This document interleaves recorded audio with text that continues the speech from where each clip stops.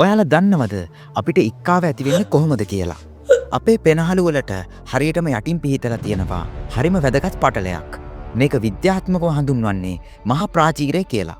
අපි හුස්ම ගන්නකොට මේ පටලය පහළට ගිහින් පෙනහළු වලට වාතය පිරෙන්න සලස්වනවා. අපි හුස්ම පිට කරනකොට ඒක ආපහු උඩට එනවා. මේක ඊටමත් ක්‍රමවත්ව සිදුවන ක්‍රියාවලියක්.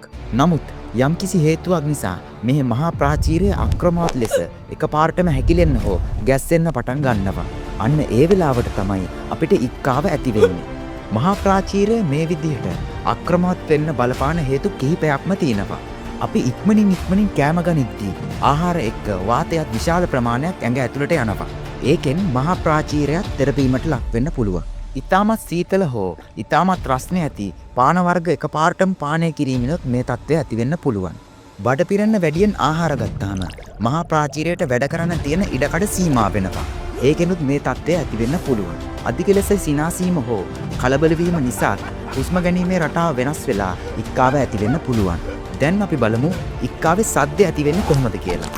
මහා ප්‍රාචීරය එකපාරටම පහළට ඇකිලෙනකොට ඒකෙන් වෙන්නේ අපේ පෙනහළු ඇතුළට වේගයෙන් හුස්ම ඇදගන්න උත්සාහ කරන එකයි. හැබැයි ඒ වෙලාවට අපේ උගුරේ තියෙන සොරතන්තු හරියට දොරක් වගේ ක්ෂණිකව වැහෙනවා. එතකොට අර වේගයෙන් පෙනහළු ඇතුළට එන්න හදපු වාතය අර වැසුණු දොරේ හඬ තන්තු වල වැදිලා නතර වෙනවා. අන්න ඒ ගැටීම තමයි අපිට මේ ඉක්කාවේ සද්ද විදියට ඇහෙන්නේ.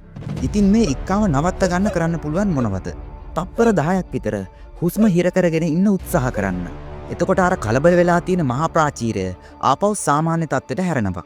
හරිම හිමීට සීතල වතුර උගුරු 2ක් විතර බොන්න.